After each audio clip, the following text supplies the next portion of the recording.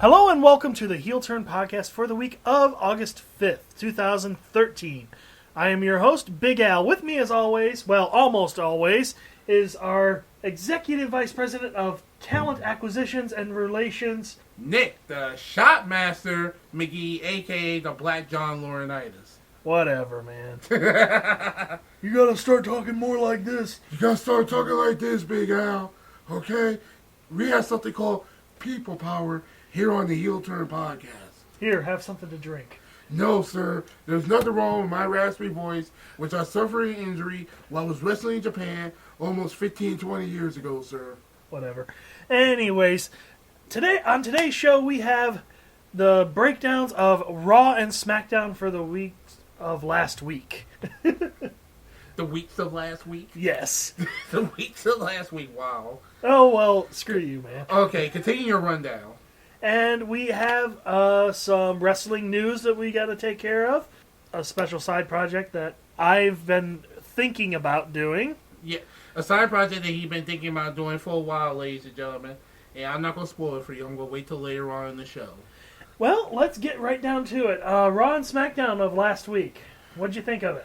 You know, I really like the opening program with Vince McMahon and Daniel Bryan. It just, to me, it basically shows the popularity of Daniel Bryan. Vince McMahon going out there, basically testing and running him down, and Daniel Bryan having the balls to stand up to the boss and basically telling him that he will become the next WWE champion. Even though Vince did a good job clouding Daniel Bryan's judgment, clouding Daniel Bryan's thoughts on why John Cena picked him as his challenger. But let's be honest, do you really think John Cena picked Daniel Bryan simply because Daniel Bryan was a weaker opponent, or maybe a cakewalk? No, not at all. The thing about Daniel Bryan is, you know what? I'd have to compare him to Wolverine. He's not much to look at. Is it the beard? No. Is it the beard and the hair? No, because remember, Wolverine's 5 feet even. I know, but Wolverine is very muscular. Daniel Bryan's not. You know what? I compare him to Wolverine because he's small, but he's scrappy. Listen, you need to stay out of your comic book fantasy for a minute. We're talking about Daniel Bryan, a.k.a. Bryan Danielson, the best technical wrestler in the industry right now, who wrestles all over the world, been a world heavyweight champion at ROH, and basically been a world heavyweight champion in every company that he's been in the last several years. Daniel Bryan has technical skills, and I hope and pray to God he defeats John Cena for the WWE Championship at SummerSlam. Yeah, but here's the thing. I think the fans would love this first. Does it feel like... It feels organic. Okay, well, does it... Organic. All right. Vegan jokes. Does it feel... Do you have the feel of like a couple of years ago when CM Punk was going to this feud with John Cena at Money in the Bank a couple of years ago, and you had that feeling, that rush from the internet wrestling community, the rush from the casual wrestling fans, that something big and historic is going to happen? Do you have that feel? Because Daniel Bryan is just as much over with the fans as CM Punk was a couple of years ago. I can agree with that. It has that feeling. Even though Punk threatened to leave the company, in which technically he did win the championship and left the company, but in this situation here, people have been waiting for this opportunity for Daniel Bryan to win the WWE Championship, to win the big one on a main event in a major pay-per-view against the biggest star in the company. And this coming Sunday will show whether or not, well, not this coming Sunday, I'm sorry, 2 weeks from this Sunday, will show whether or not Daniel Bryan has the capabilities of basically stepping up and be either the number one or number two guy in the company. Because right now, we can say the number one guy in the entire company is John Cena. Number two guy is, you could definitely say CM Punk. Right now, CM Punk is the number two guy in the entire company. Oh, yeah. Does CM Punk got some competition now with Daniel Bryan possibly going into the number two slot if he wins WWE Championship? Or even if he loses the WWE Championship? Can we look at Daniel Bryan sort of being like the number two guy in the company, or be like a 2A or a 2B? The thing about Daniel Bryan is he has all the skills. He's got all the mic skills, all the ring skills, all the people skills necessary to be a great champion. I mean, CM Punk, let's just face it, he is not the nicest of people when it comes to just generally dealing with the fans. I mean, I believe he can. He has this prickish, sarcastic attitude, which makes him very charming, though.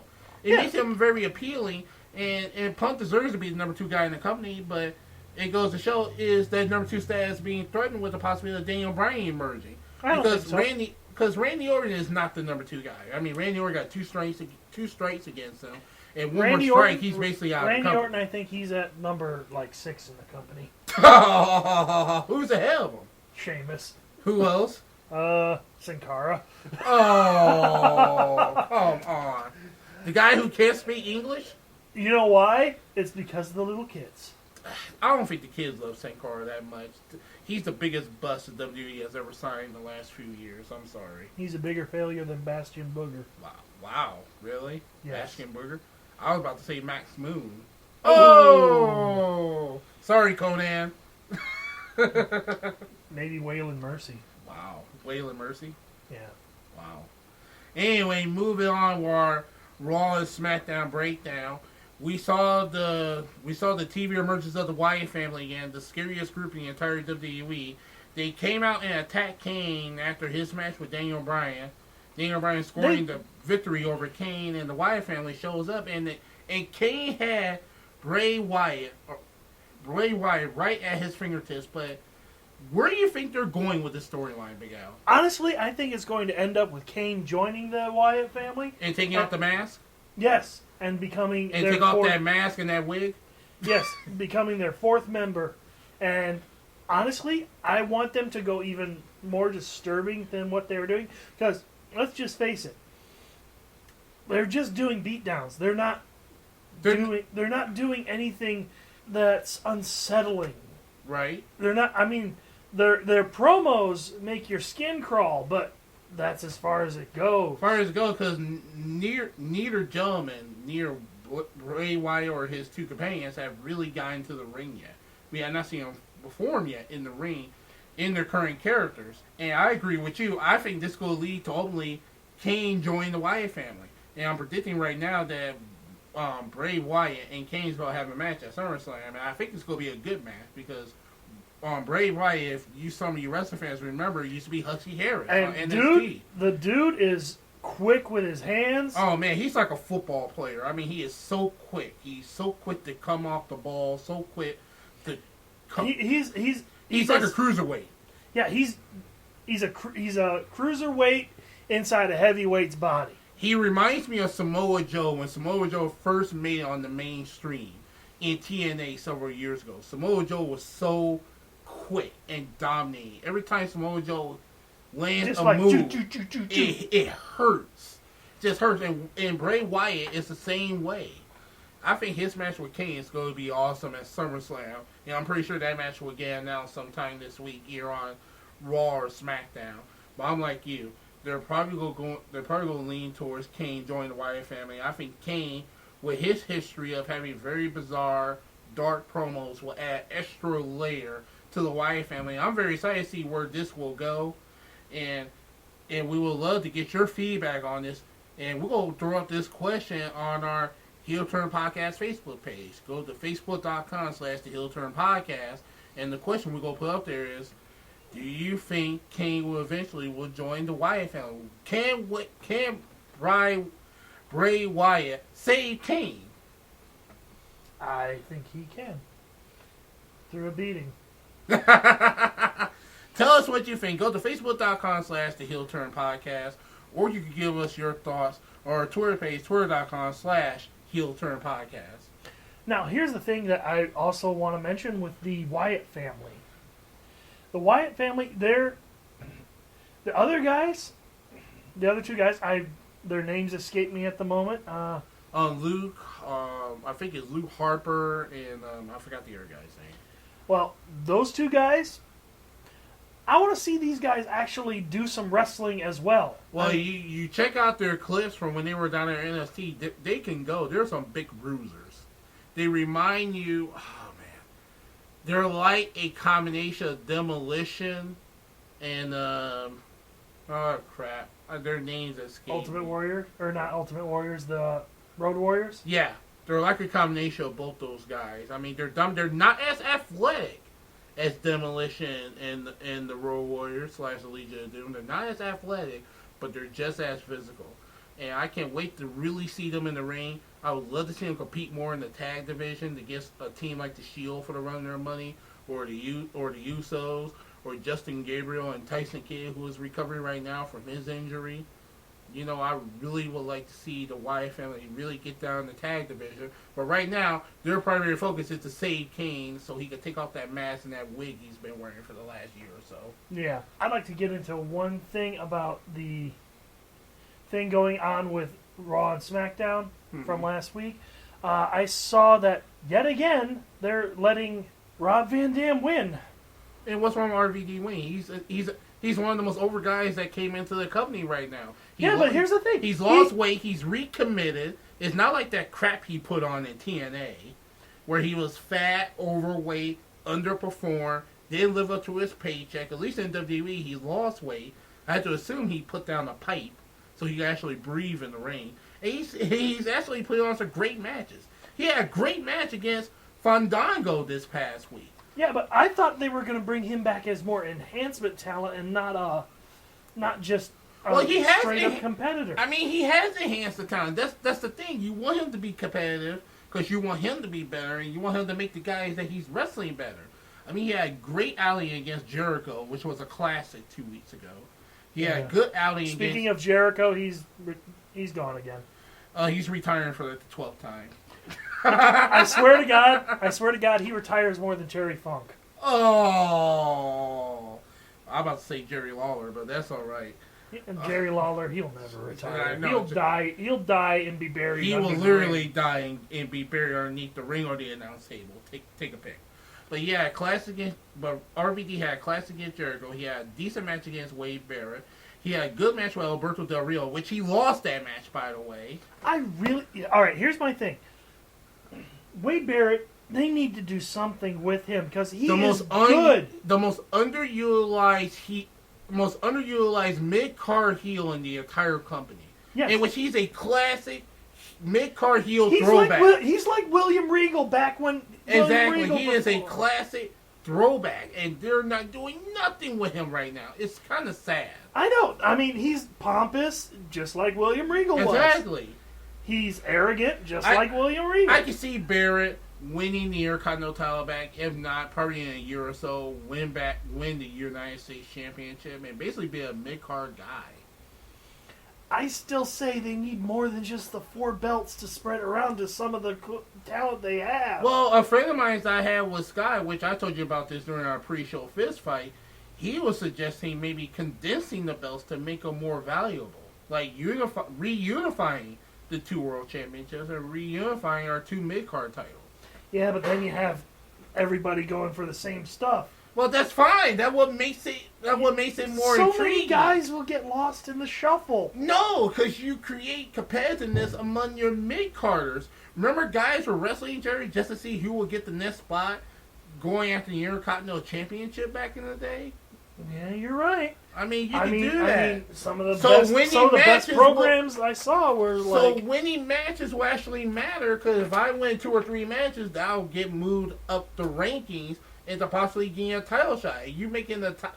Back in the day, if you're one of the top 5 guys for the Intercontinental Championship, you almost got a guaranteed title shot.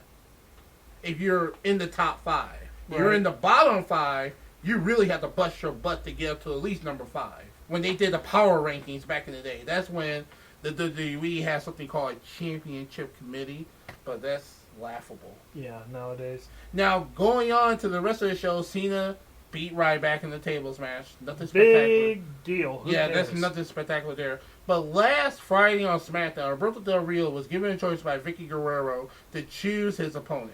And the first opponent he chose is the suspended Ricardo Rodriguez to be his opponent at SummerSlam, which was a complete joke. And he also chose the Brooklyn Brawler. Then Vicky Guerrero came out and said, hey, I'll make you a triple threat match with Rob Van Dam, Christian, and here's the thing I'm going to throw you for a loop, Randy Orton. May I remind everyone out there who are listening to our HeelTurn podcast that Randy Orton is the Money in the Bank winner for the WWE Championship title shot?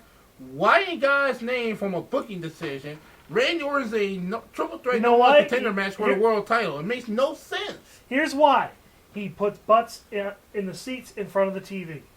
But still, I mean, if you're a pure wrestling fan, if you're just an internet wrestling fan, if you're a pure wrestling fan, you're like, I don't care about this. I'm going you already crossed his name off as being a potential winner. Yeah. It will come down to your Van Dam or Christian. And in some weird way, you could cross out Van Dam because he just lost to Del Rio last week. And, Christian, I think, is just there just to enhance talent. And he's great at it. And plus, I would love to see Christian get one more world title run. And plus, and eventually, just to go ahead and let the cat out of the bag, for those of you who did not watch Smackdown last week, Christian did win. So it's going to be Christian versus Alberto Del Rio at SummerSlam for the World Heavyweight Championship. What's your thoughts on that, Big Al? You know what? Christian... They only had one match that was over, a year or two? No, a couple of years ago when Christian won the World Heavyweight Championship for Alberto Del Rio at Extreme Rules in a ladder match. That was right after Edge retired and gave up the belt. They only had one match against each other, and that was a darn good ladder match. They have not faced each other ever since. You know what? For the World Heavyweight Championship. Here's what I think. I think Christian is he's not going to win, but he's going to lose dirty. Alberto's going to pick up a win dirty. Christian's going to win, but it's going to be a non-title exchanging win. You mean like by DQ or countout? Yeah, or somebody running in. It's that kind of thing. Because that will then Did they do that the last pay-per-view, though? Did we have like a DQ finish at the last pay-per-view for the world title? Yeah, we did. I mean, I think it's time for a pinfall or submission victory. What happened to a clean win for the world championship? I mean, you would hate for Del Rio to drop the belt now, and he's starting to find himself as a heel. I will say, let Del Rio win this one cleanly, and Christian could get a rematch for the World Heavyweight Championship, maybe at Night of Champions, something like that. But I think it's going to be a great match. Any more thoughts on Raw and SmackDown from last week? No, I got no more thoughts on Raw and SmackDown. Be sure to tune into Raw this Monday, because we had the corporate grooming of Daniel Bryan, which we will talk about in our next podcast. The possible corporate makeover of Daniel Bryan, if it happens. Oh, just a little touch on this. Have you watched Total Divas yet? No, I have not watched Total Divas. I've been reading tweets about it from a particular former WWE diva who's been trashing the show, and I will leave her name nameless because someday I would love to get her on our podcast to talk about it. Yeah, and I refuse. You refuse? I refuse only because our other host, Sensational SoCy, is boycotting the show. I give her one more week until she cracks under the pressure of everybody wanting. You know what? We're gonna throw the second question up there. From what we're told, there's 10 total episodes of the first season of Totally Diva. Sensational SoCy, who is our technical producer and third host of the show, who is not here with us this week because she's not feeling all that great. So keep your thoughts and prayers for Sensational SoCy that she'll get better and join us next week. The question I want to throw out there, Sensational SoCy has boycotted Totally Divas. We're predicting over and under 5 over and under when Sensational SoCy will crack and watch Totally Divas. Big Al's predicting the under. She will crack under 5 episodes. I'm giving her more credit. I'm going to say the over. She will be over. It will be over 5 episodes before she cracks. So I'm throwing out there over under on Sensational SoCy on watching Total Divas. The over under is 5. Okay, all right. Log on to Facebook.com/the HeelTurn Podcast and give us your thoughts. Moving on to our wrestling news that we had for this week. Wrestling news we had this week. WWE just came back from their tour of Europe and South Africa. Randy Orton got attacked by a fan after his match, where the fan apparently jumped in the ring and nailed Gordon in the crotch, or the groin area. And supposedly, according to various reports from TMZ, who is a very credible source. Yeah. TMZ. We love you, Harry. I'm a lawyer. Apparently, the guy was trying to steal Randy Orton's Money in the Bank briefcase. Big Al, what you think? Will you have the guts of jumping into the ring and attack Randy Orton trying to steal a briefcase that's apparently empty? Honestly, I'm not brave enough to jump in the ring with Gilbert. Oh, come on. No. Oh, my goodness. I'm not even brave enough to jump into the ring with Mae Young. Well, ladies and gentlemen, apparently this guy has pled guilty. Will be paying $500 of South African money, and he is banned from all WWE live events just in South Africa. He can't jump on a plane and go to Zimbabwe or go to good old London, and he could try and tackle Orton again. Or maybe he'll catch a visa and see Orton and Money in the Bank in L.A. Nice. And attack him randomly in a parking lot and take his briefcase. And also, more industry news, and we talked about this during our pre-show fist fight, Al. Kurt Angle getting his 4th DUI. You know what? Olympic champ, gold medalist or no, why isn't this man in prison after his second one? He is a safety hazard and a threat to society. Just have him on the road, being intoxicated, being impaired. It makes no sense for this man to be behind the wheel walking the streets right now. Usually, listen, in good old Benton Harbor, Michigan, where we're doing this podcast from, you will freaking go to prison after a second DUI. I'm sorry. You will go to prison. No matter who you are. No matter who you are, how much you got, you will go to prison. You could be Sinbad going down Empire. Exactly. You could be Ernie Hudson. And your black tail would get pulled over, and that's it for you. You could be Bobo Brazil to throw out our... God bless his soul. Yes. You be Bobo Brazil and be thrown in jail or thrown in prison. This guy got 4 DUIs, and the nerve, he decided to check himself into rehab before his pre-trial conference to gain favor with the judge and the prosecutors. I would see right through that as a judge, and I'd give him the maximum. How do you feel about Dissy Carter's statement she put on Twitter about TNA really support Kurt Angle? And She's covering her butt. Yeah, TNA is covering their butt because TNA has done absolutely nothing from a wellness standpoint, from a company standpoint, to protect Kurt Angle and protect his interests. Remember, Nick, that we're trying to get TNA to agree to let us interview some of their people. So stop being so angry about it. I'm not angry about it. I'm expressing my opinion. Okay, now, you told me something about someone in talks with TNA about a possible talent swap? Yes, according to various sources, mainly directly from TNA, the Great Muta, the legendary Great Muta, came up to TNA offices in Nashville, Tennessee, and had a meeting with TNA minority owner Jeff Jarrett and a couple of officials about possibility of doing a talent exchange. No word yet what came out of that meeting, but according to various sources, that the meeting was productive and we could see possible talent exchanges between Great Muta's wrestling promotion, which I believe is Wrestling One, and TNA in the near future, which is not the first time that TNA has done a talent exchange with Japanese wrestling company. Now, what sort of stable is he working with? Or is it strictly Japanese wrestlers? Or? Strictly Japanese wrestlers. Oh, so we're going to see some, stuff that we haven't seen in quite a while in TNA. Probably so, yes, exactly. Nowhere yet the Great Muta has bothered to take a trip down to Stamford, Connecticut to talk with Vince. Mm-hmm. And also some other TNA news. TNA is really pumping out with the news lately. Matt Morgan's TNA contract recently expired. He couldn't reach a settlement with TNA about renewing his contract. So Matt Morgan is officially a free agent.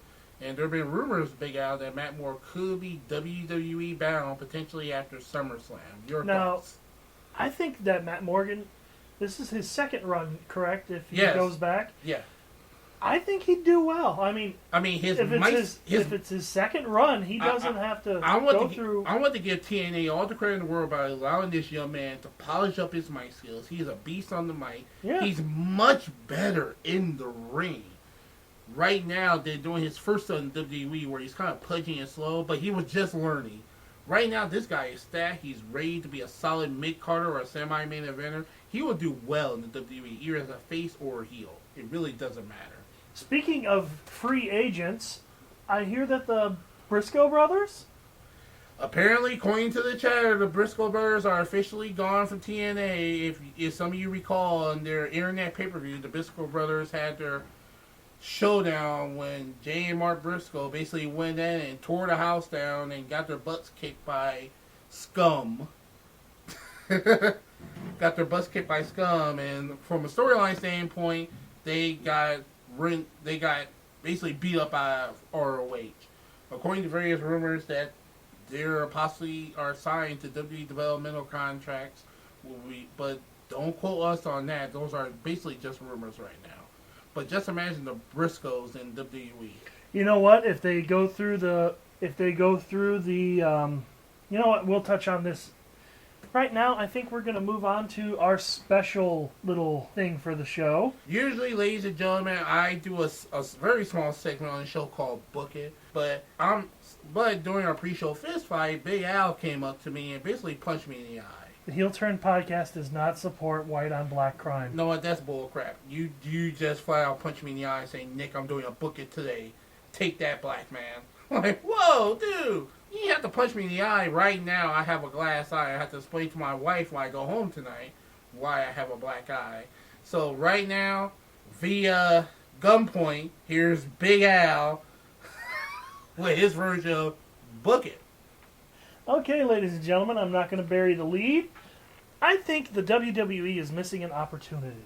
You have the Funkadactyls, who are doing very well with their works on Superstars as heels. If you can believe it or not. I think they're missing an opportunity with Tons of Funk going heel because, honestly, they're doing stuff right now where they are not being taken seriously. They're a joke. They're a comedy act. They're like Santino Marella and Zack Ryder when they were a tag team, where they called themselves Team Cobra. Too cool. No. Oh, wait. No, I'm thinking Too Cool. Too Cool at least was taken seriously. Sky Kinda. Duhati and Kinda. yeah, they were actually somewhat taken seriously. Yeah. But they're a mid-card comedy act. But go ahead with your Book It before you punch me in the eye again. Too late. Ah! Anyways, how would you feel about if they take Tons of Funk, turn them heel? Because honestly, they are missing the opportunity with these two monsters in the ring. Well, see, we talked about this in our pre-show fist fight. Yes, they missed the opportunity to turn you guys into monster heels, but do you think it'd be a little bit crowded with the Wyatt family and the Shield and these guys as well? I mean, they will turn them like monster heels like 4 months ago. It will have worked. But right now, it'd be kind of hard. Me, personally, I'm going to go John Laurinaitis. I will future endeavor both these guys. Yes, I will fire them both and just get them out of there. They're a waste of time. They destroy Brodus Clay's. They destroy any sort of credibility Brodus Clay had. Where he basically got kicked around like some 5-year-old by the Big Show. And Tenzai, even though he's a solid worker, great worker, they basically dropped the ball with him and did absolutely nothing with him. And they basically turned two guys who had the potential of being monster heels or single wrestlers and made them into a joke. They had no credibility right now. They're just a waste of space as the Big Show right now. Agreed. But I think say they sign the Briscoe brothers, they burn them through developmental, and they inject them into the tag division. Okay. There's your feud. You have the Briscoe brothers being good guys. You have the Usos being good guys. Justin Gabriel and Tyson Kidd whenever he comes back from his injury. Yeah, and Evan Bourne and Kofi Kingston come down as Air Boom. You have 4. Okay, that will make it more balanced. Okay, you have 4 baby faces and 4 heels. You've got the Wyatt family. You've got the Shield. You've got Tons of Funk, and blank. So that makes it 3 heels. No. You know they're going to just you're not doing anything, and you're not doing anything. You're a tag team now. Like, can we say we can actually take 3MB seriously and put them together as a tag team? No. Oh, come on. Heath Slayer's awesome. So it. You know what? The thing is, Jinder Mahal, Drew McIntyre. The thing is with the 3MB, these guys have no personality outside of each other. Them 3 together make one personality. I beg to differ. Jinder Mahal has a great personality. If you go on YouTube.com and check out his NXT, his show in NXT, he has a great personality. Yeah, but they dropped the ball with him way too early. Yeah, they did. They really did.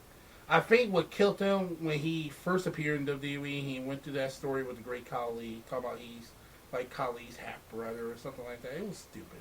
Yeah, and then there was Drew McIntyre. Drew McIntyre's a solid worker in the ring, but he has no mic skills. He has no personality.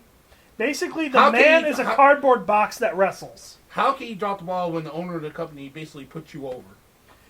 You know what? I think he's suffering from what Paul White suffered from in WCW when he premiered. What's that? He started at the top. Yeah. Well, he won the Intercontinental. Well, he did sort of won the Intercontinental Championship. And they tried to shove it down our throats, but it just didn't work. Yeah. Remember, he won the championship, the WCW championship. Yeah. His first match. Yeah, I remember that. And he started at the top and then quickly fell. Yeah, definitely. So. Oh, and back to the Funkadactyls. You know, I wouldn't turn both of them heel. I will turn Naomi heel because she has more personality, has more wrestling ability. I'll make Cameron into a face. Yeah, but here's the thing. You got to have at least some kind of personality to be an effective face. Not really. I mean, look at Layla in the last couple of years. Even though Layla just turned heel recently by joining AJ last Friday on Smackdown. Yeah. There's a rather successful meme of those two together as Harley Quinn and Poison Ivy from the Batman. Casting call. Yeah. Which one would be Harley Quinn? AJ? Yeah. And Layla be Poison Ivy? Poison Ivy is the more stable of the two. Oh, wow. Anyway. I feel like watching the old Batman animated series just to watch those couple episodes of Harley Quinn and Poison Ivy. Yes. That was awesome. Yes. But I think you're right. Because Layla really didn't have much personality as a face. No, she did not. She was horrible. Only time Layla got over when she was with Michelle McCool and they had Lay Cool. That's it. Yeah, that was a heel. That was a heel. Heel ensemble. Yeah. That was a great heel ensemble. Remember Piggy James? Yes. We miss you, Michelle McCool. Yes. Yes. We really do. Okay, well, that about wraps us up for this week on the HeelTurn Podcast. I am your host, Big Al. And I am Nick, the Shockmaster McGee. And from all of us here at the HeelTurn Podcast, we wish you all the best of luck in your future endeavors. Have a week. It seems like that should be my line. How you steal that line from me? You know what? We're going to talk about this in the post-production meeting. That's crap. You stole that line from me. The post-production steel cage match. I am the Executive Vice President of Talent Acquisition and Talent Relations. How can you steal that from me? Easy. Good. Bad. I'm still the guy. Okay, now the music's running. It's time to go. All right. From the HeelTurn Podcast, I'm Big Al. That's Nick, the Shockmaster McGee. Have a week. Very upset. Have a week and get out of my face.